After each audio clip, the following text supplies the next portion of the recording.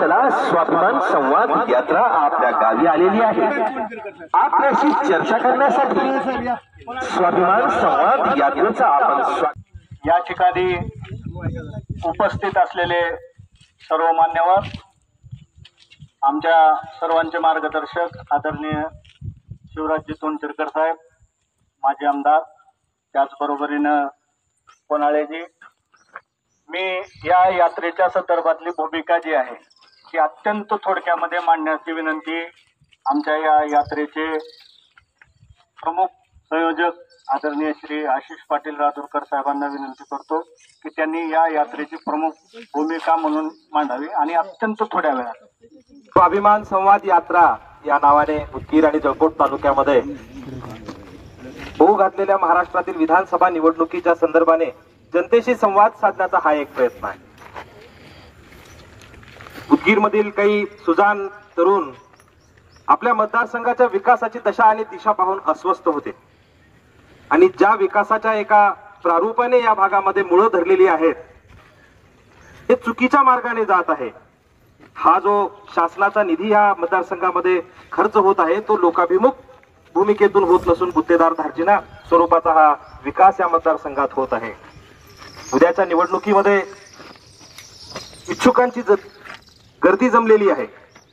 या निवडणुकीचा महाकुंभ भरलेला असताना या ठिकाणी जे विविध भागातून लोक या ठिकाणी उमेदवारी घेण्यासाठी येण्यासाठी इच्छुक आहेत त्या लोकांची प्रमुख गुणवत्ता जर काही असेल, या भागाचं प्रतिनिधित्व करण्याची त्यांची जर काही क्वालिफिकेशन असेल तर ते केवळ त्यांच्याजवळ असलेला पैसा आहे। हे दुर्दैवी आहे की उदगीर सारख्या ऐतिहासिक आणि चळवळीच्या भूमीमध्ये, विचारवंतांच्या भूमीमध्ये जर या लोकांचं प्रतिनिधित्व करायला जर उमेदवार आयात करावे लागणार असतील, उमेदवार जर या ठिकाणच्या लोकांचे मत विकत घेऊन जर यांचं प्रतिनिधित्व करणार असतील तर हे उदगीरच्या मातीला शोभणारं असं नाही।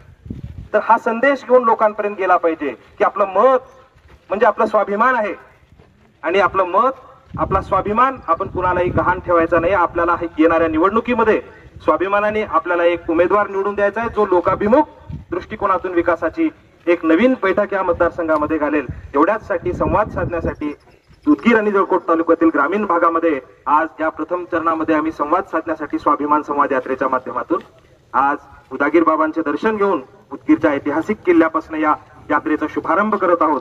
उदगीरकर उत्स्फूर्तपणे या यात्रेला पाठिंबा द्यायला या ठिकाणी जमलेले आहेत। लोकांतील ऊर्जा आमच्यासाठी खूप प्रेरणादायी आहे। मी सर्वांचे या ठिकाणी येऊन या यात्रेला पाठिंबा दर्शवल्याबद्दल आभार व्यक्त करतो आणि यानंतर मी आमचे मित्र या तालुक्यातील आता आशिष पाटील, अजित शिंदे साहेब, तोंडशिरकर साहेब म्हणल्याप्रमाणे आणि आपण सर्वजण इथं सुजाण आहोत। उद्याची जी निवडणूक आहे ती फक्त पैशावर आहे। चालू आमदार असतील किंवा येणारे भावी भरपूर इच्छुकाची गर्दी झालेली आहे। एक छोटंसं उदाहरण सांगतो। एक 4 दिवसाखाली एक इच्छुक असलेला उमेदवार डोंगरज मध्ये जाऊन सभा घेऊन आला। लोकांनी सांगितले बघ गाव आमचं साकूर तालुक्यामध्ये येते, तुमच्या उदगीर विधानसभेमध्ये नाही। सांगायचं तात्पर्य एवढंच आहे, लोकांना गाव माहित नाहीत, कुठून कुठून आलेत, मुंबई, दिल्ली, पुणे, आम्हाला ओळख देत नाहीत। असे लोक जर इथे फिरत असतील तर मग आपण आपल्या स्वाभिमानाला 100% पोहोचली पाहिजे आणि आपण एक स्वाभिमानी युवक म्हणून हे आमच्या मनाला पटत नाही। आणि जे विकास, हे सगळ्या गोष्टी आपण बघत आहोत, आम्ही जवळून बघितलं। खरं तर महाविकास आघाडीच्या काळामध्ये एवढा निधी आलाय, एवढा काही विकास झालाय, आता ती सोडा विकास बोगस झालाय, पण जे निधी आलाय ते आमच्या उद्धव बाळासाहेब ठाकरे आणि महाविकास आघाडीच्या काळामध्ये भरपूर विकास या सँक्शन झालेला आहे। हे आम्ही सांगण्यासाठी प्रत्येक गावामध्ये जाणार आहोत आणि इथला भूमिपुत्र असे दौरे टाकून इथं सुखदुःखामध्ये येण्यापेक्षा इथला जर भूमिपुत्र आपण देण्याचा विचार जर सर्व मतदारांनी केला तर मित्रांनो एक आयती आणि चांगली संधी आहे। येत्या 1 महिन्यामध्ये निवडणूक आहे, आपल्याला कुठं जायची गरज नाही, यांना बदलायचं। आपण घरात बसून मतदाना दिवशी फक्त डोकं लावून फक्त एका बोटाने यांना चिरडावू शकतो, एवढंच आम्हाला सांगायचं आहे। आणि भूमिपुत्रांना न्यायासाठी, हक्कासाठी आम्ही सर्वजण, सर्व युवक म्हणून ही यात्रा चालू करत आहोत। सर्वजण या ठिकाणी या शुभारंभ प्रसंगी सर्व आमचे मित्रमंडळी, सर्व पक्षातील नेते, पत्रकार बांधव हे सर्वांनी येऊन या ठिकाणी आम्हाला प्रोत्साहन दिल्याबद्दल सर्वांचे आभार मी मानतो। इथं थांबतो। जय मतदारसंघात या भागात जे काही घडते ते आपल्या बुद्धीला पटत नसल्यामुळे काही लोकांनी आपापसात चर्चा करून ही जी स्वाभिमान संवाद यात्रा उदगीर जळकोट मतदारसंघातील जवळपास 50 गावात जाऊन येथील मतदारांशी संवाद साधण्यासाठी जो काही प्रयत्न करू पाहत आहेत. यामध्ये वैयक्तिक मी सामील व्हायचं कारण म्हणजे याचा जो हेतू आहे की आपल्याला उदगीरकरांचा स्वाभिमान जागृत करायचा. उदगीरकरांचं मत हे 500 रुपये, 1000 रुपये, 2000 रुपये या तटपुंज्या किमतीवर आधारित नाही, हा संदेश आपल्या सर्वांना द्यायचा. कारण आपण पाहत आहोत की गेली 2-3 महिने झाले या शहरात बॅनर सोडून एक सुद्धा इमारत दिसत नाही. मोठे मोठे होर्डिंग्स लावून आपल्याला त्याचा जर आमदार व्हायचा असेल तर तुम्ही 100 कोटी, 200 कोटी, 300 कोटी, 50 कोटी घेऊन या आणि आमदार व्हा. म्हणजे उदगीर जळकोट मतदारसंघ म्हणजे काही पेंड आहे का काय, असं चित्र फक्त आपल्यातच नाही तर महाराष्ट्रात हा संदेश जातोय आज.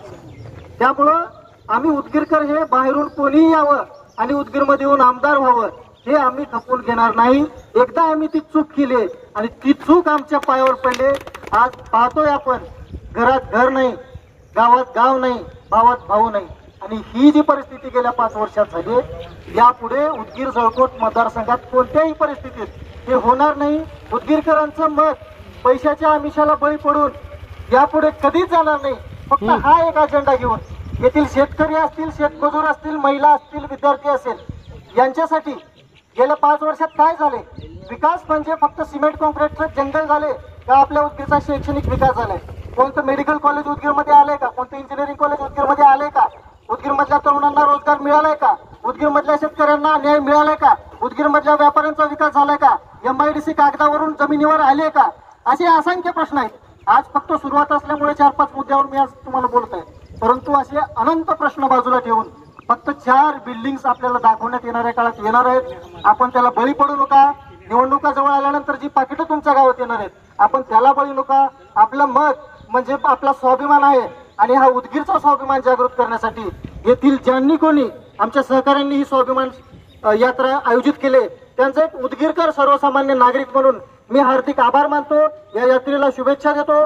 माझ्याने होईल, शक्य होईल तेवढं या 50 पैकी जास्तीत जास्त गावात मी आपल्याशी जोडण्याचा प्रयत्न करेन आणि प्रत्येक उदगीर जळकोट मधल्या नागरिकांनी सुद्धा या यात्रेत सामील होऊन आपल्या उदगीर जळकोटचा स्वाभिमान जागृत करण्यासाठी आपापलं योगदान द्यावं, हेही आवाहन मी या ठिकाणी करतो आणि या यात्रेला परत एकदा शुभेच्छा देतो. धन्यवाद.